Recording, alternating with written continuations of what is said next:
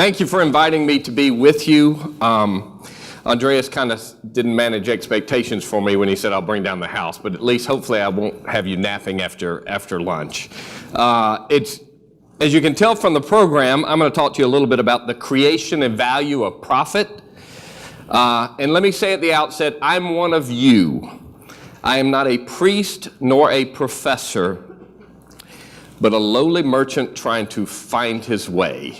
And I think that's true for most of you, and I mean no slight against the priests or prophets who are out there.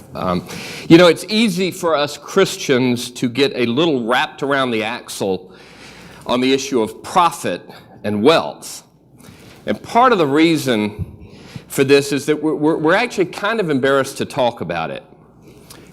But that's going to change right here and right now, because that's what this conference is organized to do.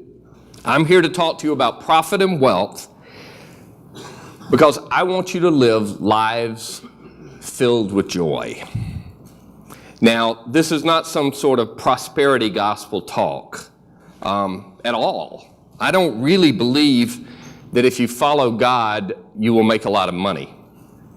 But I do think there's a way to wealth and profit that can bring us into communion with God and therefore bring us joy. Now, I have a confession to make, and my confession is that I've been studying and talking about profit and money and wealth since I was about 5. When I was 5, do y'all have Arby's here? Anyway, okay. I was at an Arby's drinking a vanilla milkshake, and one of my father's friends came in, and so, as dads do, he said, Frank, say hello to Mr. Smith. So I went to say hello to Mr. Smith, and I tipped over my vanilla milkshake on his suit. And so my father told me that since I'd been careless, he said, how much money have you got? And I had, $3 or $4 in my pocket. He said, give the man the money because he needs to get his suit cleaned. So I had to hand the man all the money that was in my pocket. Now, he declined to take it, but my father insisted. And in the car on the way home, I explained to my father how this didn't seem fair to me because I hadn't intended to spill the milkshake on Mr. Smith. And he then said, well, Mr. Smith still has to get his suit cleaned. So who do you think should have to pay for that? And I didn't like the logic, but I did kind of understand that. And at that point, I started studying money because I understood his logic, but I didn't like what it felt like to lose my money. I didn't like it. I didn't want it to happen again. I wanted to have profit, not loss. And I learned that at a really early age. Now, most of y'all, because you're here, most of you are good practicing Christians. Why in the world do Christians need to spend any time thinking about money? Isn't the world too obsessed with money already? Shouldn't we spend our time and energy talking about something else? Not if you ask Pope Francis. He talks about money all the time. And the reason he talks about it is that money really matters in the world. I want to give you some simple truths about money, wealth, and profit, and then some principles. In a way, I want to give you a system for thinking about money. And the reason I want to do that is not just for you, but so that you can also, almost more importantly, so that you can also share these thoughts with your children and your grandchildren. Most people spend a lot of time thinking about how to make money, but very little time on understanding its meaning in their lives.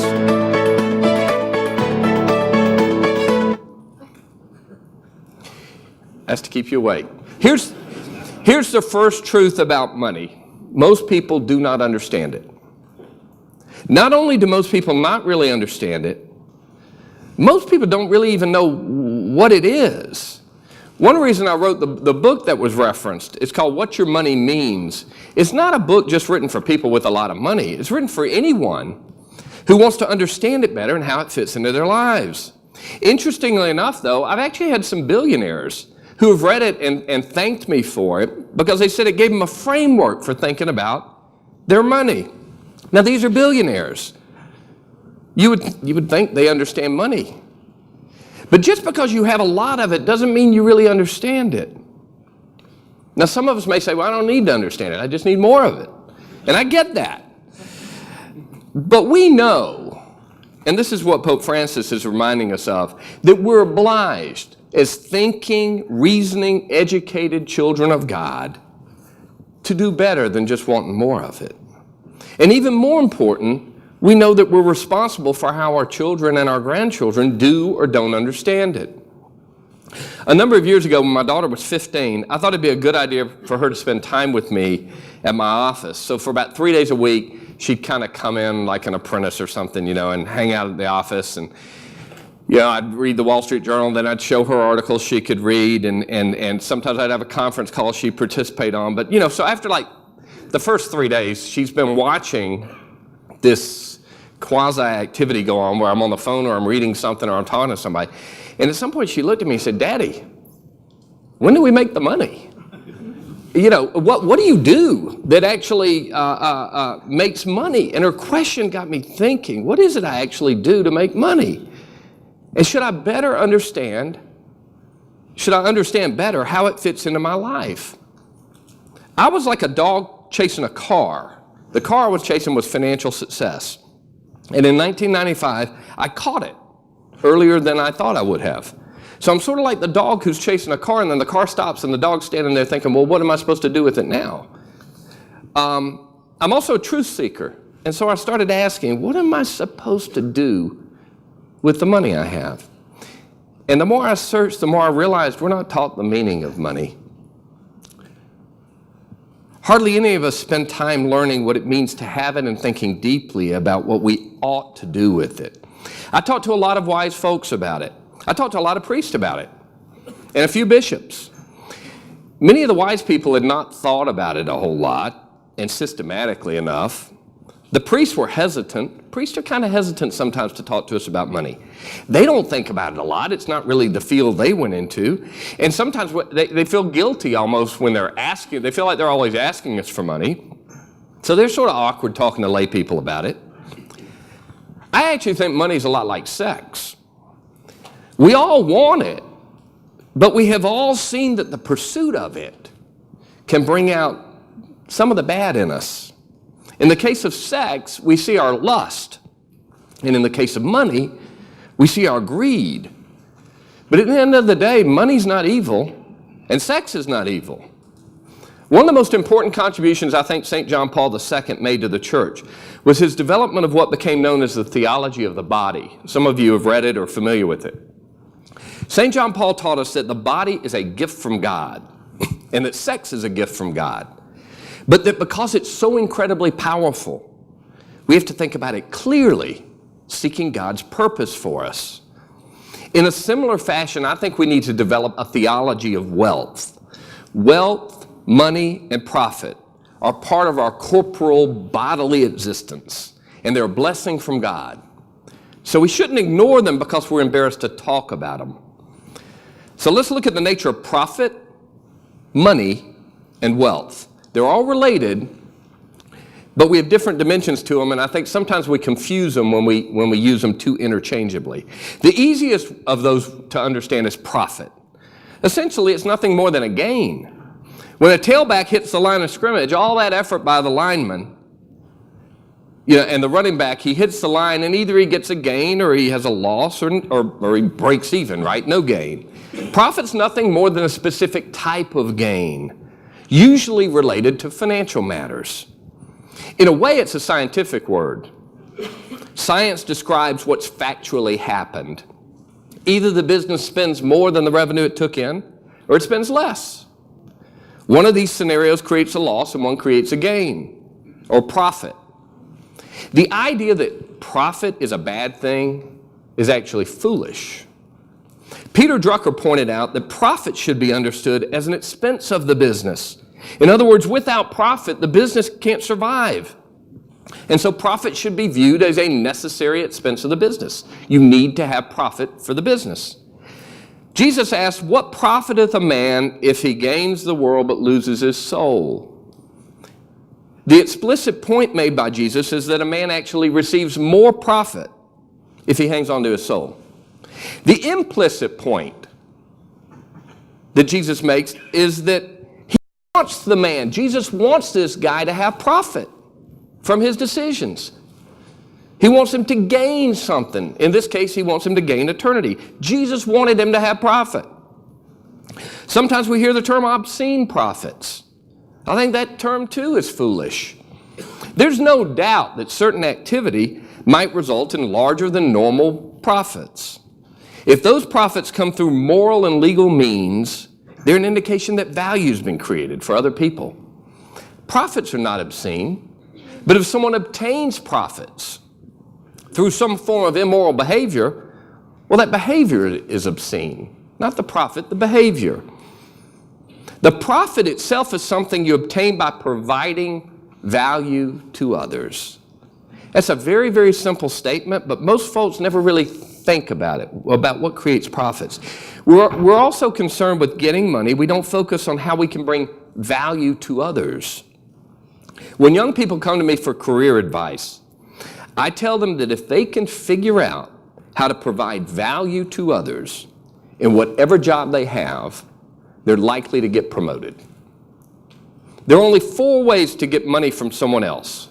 You can steal it, you can gamble for it, you can have someone else give it to you, or you can provide to them something or service that they will value, and because they value it, they'll give you their money. The good news is making a profit's not that complicated. The bad news is it's also not simple. That's why there's no such thing as a book that you can read and just go make a lot of money. You have to provide value to others. And each of us in our own way needs to think about how we might do that. And I think we ought to think about it a lot. I think we ought to think about it every day. It's part of our obligation as a Christian. How can I bring value to others? Pope Francis talks about this a lot. How do we help others? Not everything that brings value to others will bring us money. When we help a child, he can't pay us. Nevertheless, if we want money, material wealth, we must think about how to deliver value. You know, the employees who work for me, who I treasure the most, are those who are always looking for another way to serve me. I love them. And then I pay them, and I pay them really well, because when they deliver value to me, I love doing that. It's the same with my partners and with others whom I invest. There's nothing better than writing someone else a big check when they've delivered value to me. I feel like I'm the beneficiary. And the money they receive from me is the profit they receive on their labor and efforts. Now, the next word I think we ought to examine is the word money. First, money's a gift from God. Does that contradict what Pope Francis is saying? Does it contradict what the Bible says? Didn't Jesus go into the temple and turn over the tables of the money changers? He did, but not because they had, but because of money itself. It's their behavior. I say money is a gift from God because I think money is a good thing, and all good things come from God. It's a good thing because it promotes relationships with people. Money allows us to trade with far more people than we would if we could only barter things with one another. Think about when you go to Europe and all you have in your pocket, or any other foreign country, and all you have in your pocket is dollars. Most people won't take them. Your money doesn't work there. You need the money that works. Euros. And if you don't have them, there are places you can't eat or stay, and taxi drivers who won't give you a ride.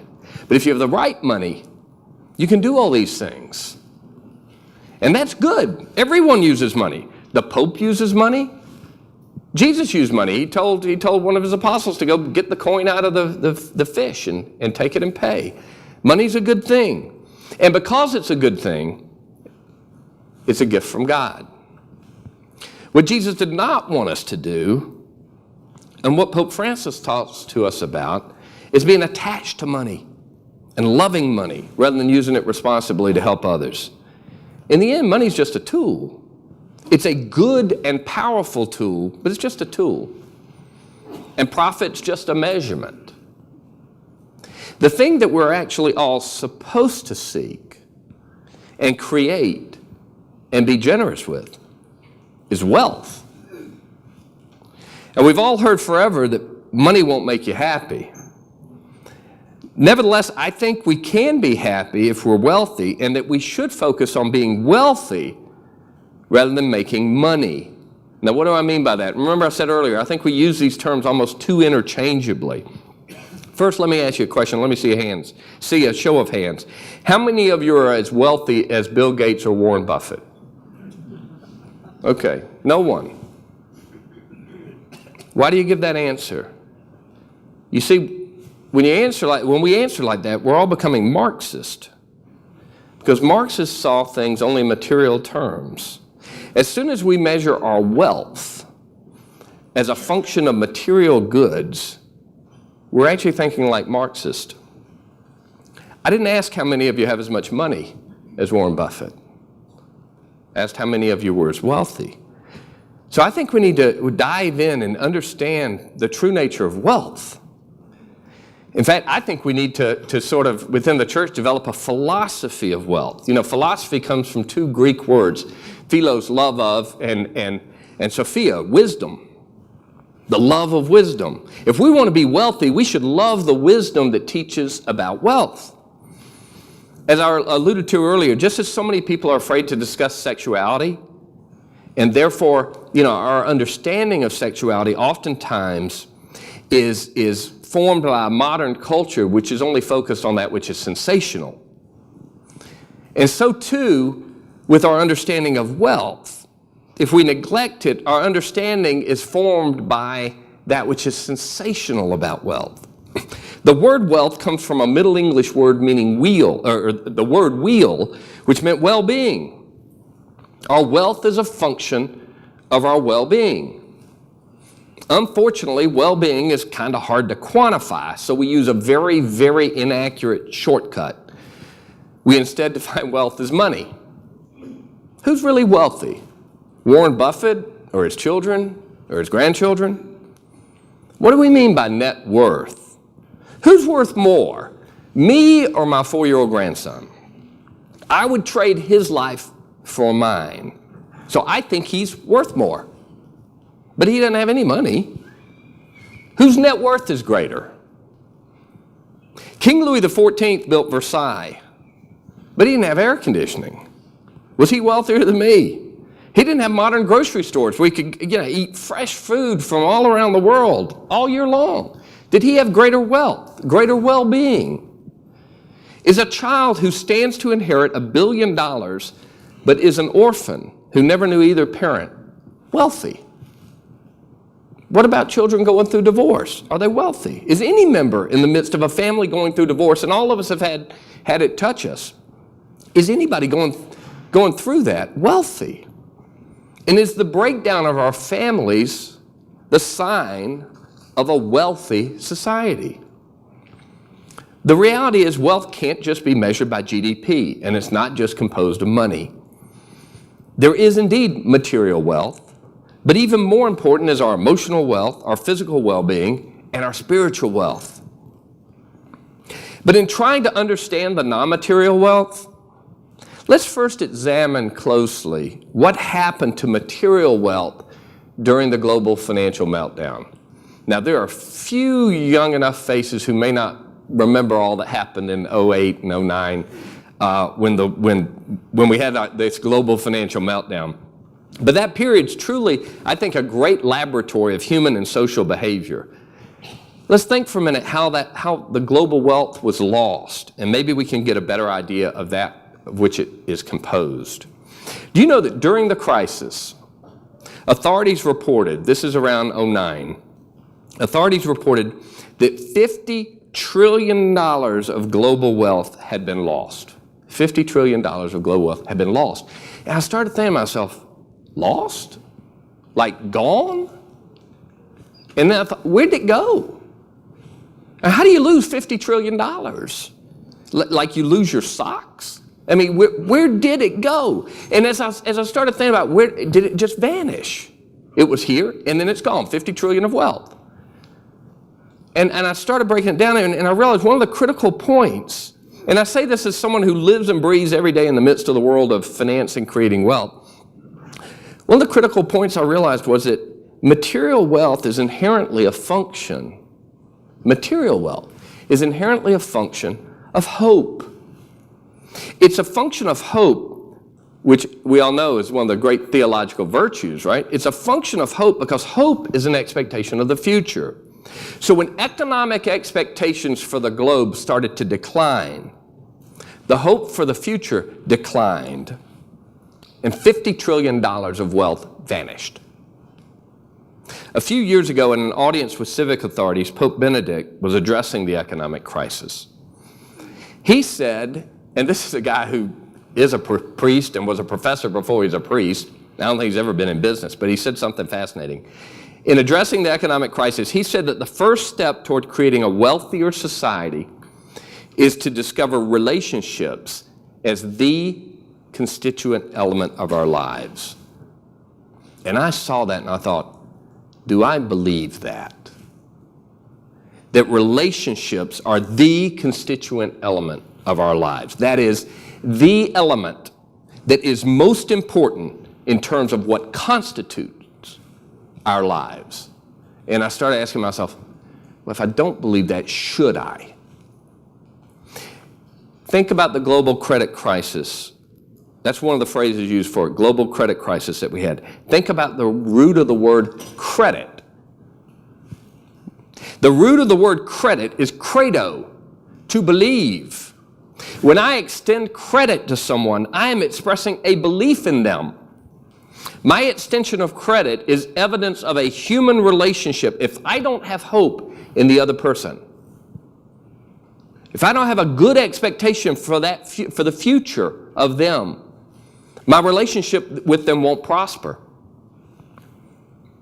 It's the same with a marriage. We have hopeful expectations for the future of the relationship. But when the hope dries up, there's this vicious cycle of relationship dysfunction. And that's why so many people don't feel wealthy. It's a comment on lost hope in the future. In particular, our Western culture has lost hope in the family. One of the biggest signs of whether a culture really feels wealthy is whether they're having children.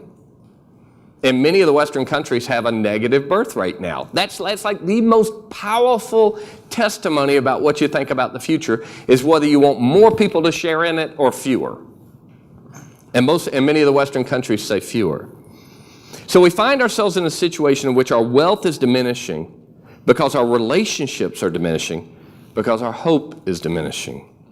And if we're going to repair our society, we got to be aware of the transgressions we've committed against hope and the disorder we might have created within our own human relationships. So as I conclude for this first talk, I want to offer a new definition of wealth because I want all of us to be wealthy. I'd like to suggest the following as a definition for wealth, and that is that wealth is a measure of our well-being most accurately measured in the quality of our human capital and relationships and the hope and expectations of those relationships. That's a little bit of a mouthful. I'll repeat it again. Wealth is a measure of our well-being most accurately measured in the quality of our human capital and relationships and the hope and expectations of those relationships. We don't actually need money to be wealthy. Again, is Warren Buffett wealthy? What if I told you he found out he has one day to live? Yeah, he's 86 years old now. How much do you think he'd pay for an extra 10 years? I bet he'd pay $50 billion for an extra 10 years. By the way, if he dies tomorrow, he will be, by the definition of the world, worthless, worth nothing. Isn't that amazing? Remember that definition of wealth, a measure of our well-being most accurately measured by our human relationships and the hope and expectation. I want everyone in here to stop for just a moment, pause, maybe even close your eyes and think about someone you love or someone who loves you. And ask yourself, does that make me happy? Does it make me wealthy? It does me. I'm thinking of my grandson who stayed overnight with us recently. And ever since he could talk, right, we have this little mantra. I say, who does Papa love? And he says, Papa loves Joseph. And I say, who does Joseph love? And he says, Joseph loves Papa. And like when that happens, I'm wealthy. It's amazing. I think it's a secret to being wealthy is to foster these relationships. Just as we're not made to be unhappy, we weren't made to be alone. It's hard to be happy when you're lonely. We're not complete when we're alone. But instead, we crave being whole. If you have bad eyes like me and you wake up in the morning, the first thing you want to do is put your glasses on and put your contacts in. Because we need our vision to be whole. We need it to be complete. And so when I can't see, it frustrates me. That's how our hearts are. We're restless until we feel complete. So what makes us whole and thereby wealthy? And I'm going to give you a word to maybe contemplate a little bit that I think is a little bit of a secret about this whole relationship thing that I'm talking about. And that word is communion. I think communion is what we really want in life. We want communion with each other. We want common union with each other. We crave communion. And in fact, we can't live without it. And most importantly, we want communion with God. You know, that's what at Mass we refer to as Holy Communion. What we're sharing right now, all of us here in this place, we have a communion with one another. We're all gathered here for a common purpose. We have a common union. We have communion. And since it's a good purpose we're gathered for, it's a communion that makes us happy. By the way, I think it's wonderful that you all have been gathering for the last several years, and I would continue to. Sometimes when you're looking at taking a day out to go do something like this, and you're sort of wondering, I don't know, I got other stuff, and I can make money here, and I can do this and this. It's hard to measure the returns on communion, but when you look at the expanse of your life, you end up realizing we all need communion so badly. We crave it so badly, so desperately. We'll feverishly seek to obtain it. That's why Facebook has 2 billion people on it. You know, I'm not here to criticize Facebook or laud it, but the point is people are seeking union, and they'll kind of go wherever they can to get it. We'll do anything to survive, to get it, because that's what we need to survive. So I think the secret of wealth, the thing that if we do it is guaranteed to make us wealthy, is that we should seek and enter into true communion and avoid false and hollow communion. I think if we do that, we'll be wealthy. I'm 55 years old. I've had a fair amount of material success. I've had my share of meeting Hollywood stars or Wall Street moguls or presidents or popes. And none of that matters compared to this. Every bit of true communion I've had has brought me fulfillment. And every bit of false communion I've had has brought me grief. We get wealthy, and our children and grandchildren become wealthy by establishing communion with good people, obviously starting with Jesus himself. If indeed wealth is a measure of our well-being most accurately measured in the quality of our human capital and relationships and the hope and expectation of those relationships, then we must cultivate hope and human relationships above all else. I'm trying each morning to ask myself, how am I going to cultivate those two things? You know, a few years ago, my daughter got married. What would have taken me away from that wedding? Actually, this is going to sound terrible, but I kind of, for some reason, this thought experiment entered into my mind. This is terrible. What size deal would it take to, like, say, we got to reschedule the wedding, or because I've been kind of chasing money and deals and stuff, and for some reason it came into my mind, and I realized none. There just wasn't anything would have taken me away from that. It was the best night of my life, because I've learned the greatest source of happiness is seeing someone you love experiencing joy. That night, I felt like the wealthiest man on the planet. So my challenge to you today is to reassess the true nature of your strategy for obtaining wealth, well-being. Do you have a strategy? And by the way, when I ask you, I ask myself this each day. Do you have a strategy that will enhance the well-being of yourself and those you love, or instead a strategy that unintentionally destroys that well-being? You know, in feudal times, we saw wealth represented by land. Today, we see it represented by businesses or the earning potential in a career, but is land or business or a career truly the constituent element of wealth?